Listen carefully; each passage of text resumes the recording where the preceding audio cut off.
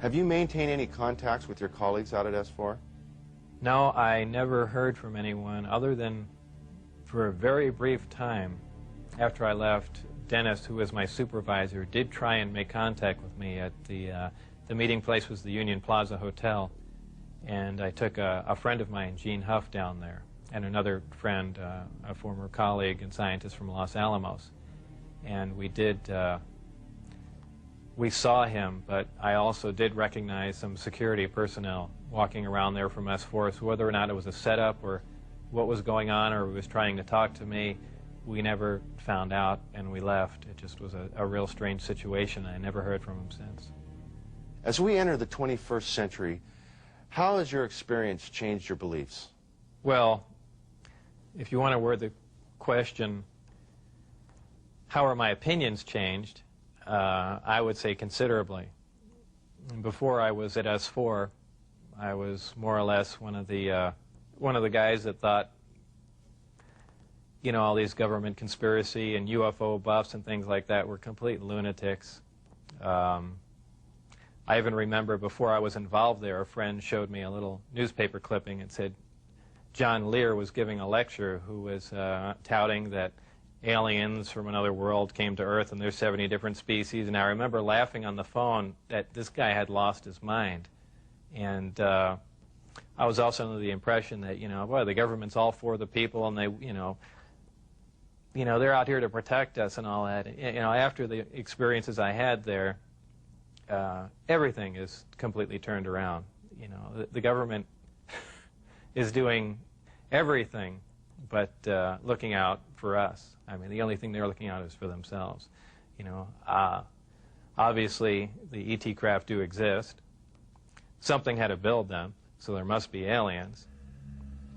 And since there are and the craft are there must be some sort of factory and an entire civilization somewhere. And if in fact that is true, and it apparently is, then there must be others.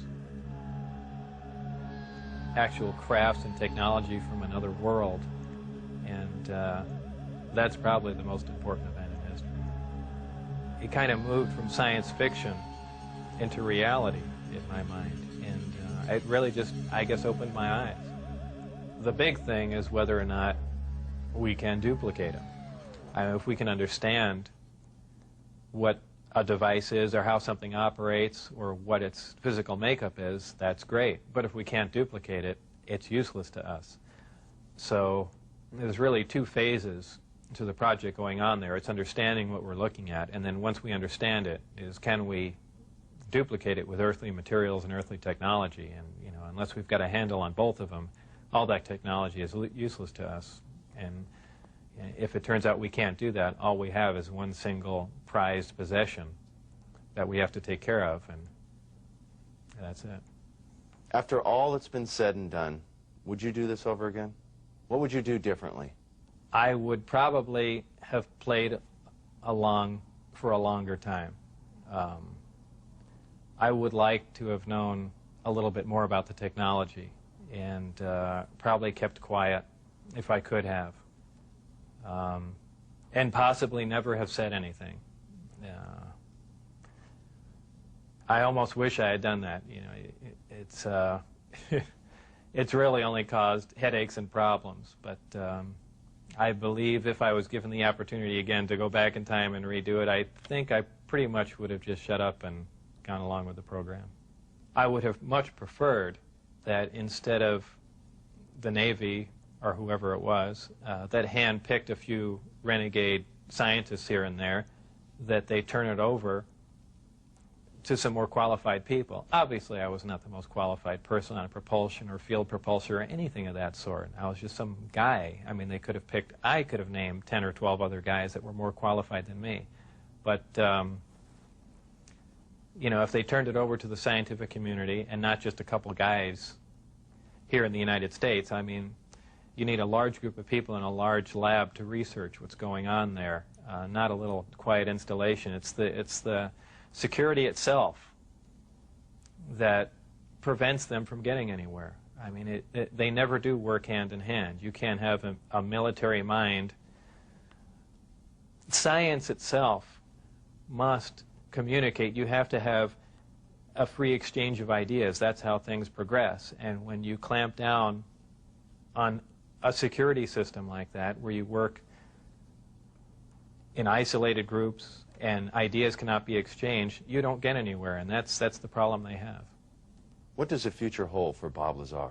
Well, I'm not really involved in any of that stuff anymore. That's kind of put behind me. I have my own businesses that I work at, some computer graphics, some consultation, other technical jobs, radiation detectors, and a few other things like that. So really, I just go about my life, and that's, you know, something that happened that was fantastic, and it's over, but it's kind of hard to shake it loose. But eventually I will, and that'll be that. I think all the surveillance and everything stopped. I don't think anyone's bothering to monitor me. I've said everything that I know. It's been all over the place, so it's kind of a done deal. As far as whether or not there are any craft out there, I believe, you know, they were out and gone in probably the late '89, early '90, and the only thing people see now out there are, you know, either flares or planes coming into land, but that's about it. Did you have an interest in flying saucers or science fiction in general as a child? I was never interested in flying saucers as a child. Science fiction, you know, I watched Star Trek, I guess, with everyone else back then, but for the most part, you know, I didn't even believe in flying saucers up until I was employed at S4.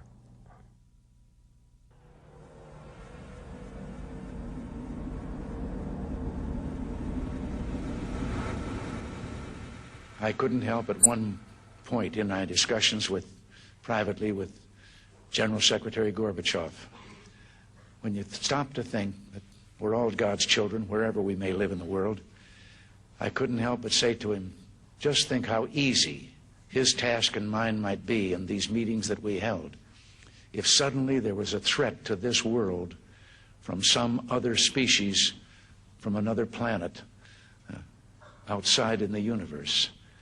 We'd forget all the little local differences that we have between our countries, and we would find out once and for all that we really are all human beings here on this earth together. Well, I don't suppose we can wait for some alien race to come down and threaten us, but I think that between us we can bring about that realization. Thank you all. God bless you all.